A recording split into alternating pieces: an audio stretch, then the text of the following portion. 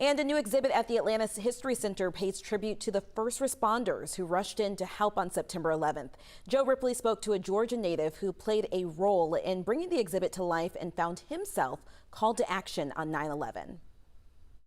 Georgia native Brian Stone followed in his father's footsteps. He joined the military, and the Air Force veteran found himself in Oklahoma City on September 11th, 2001. We didn't know what was happening, what was going to come next potentially as far as the military that day. So we wanted to make sure that the skies of America were clear and safe at that point. His flight log states national emergency. Stone helped coordinate aircraft in the wake of the 9/11 terrorist attacks. Years later, Stone gave his account to the Atlanta History Center.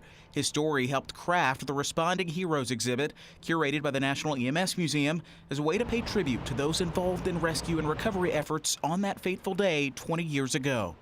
It's an event that changed the history of this entire country, the way we operate and the way we interact with each other, the way we travel. Sheffield Hale is president and CEO of the Atlanta History Center.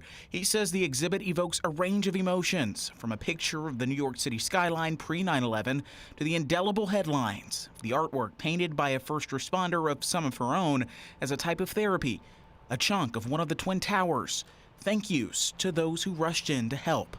Remember the people on the plane, the people on the building, but what about the people on the ground who were there to perform ordinary, heroic acts? This is what they were trained to do. It was an extraordinary time for ordinary people who became heroes. Hale says we're just now gaining perspective of 9/11 after all this time. Brian Stone says there's still a long way to go to reach the American ideals he fought for. And I wish we could be more united. We look back on 9/11, we talk about how united we were as a nation then and how far it seems like we've come to today. I think we owe it to the people that died on 9/11 to do that, to live a better life and to be better people and be better Americans. The Atlanta History Center is offering free admission for first responders and their families, so that includes police, fire, and EMS. And the Responding Heroes exhibit runs through October 17th.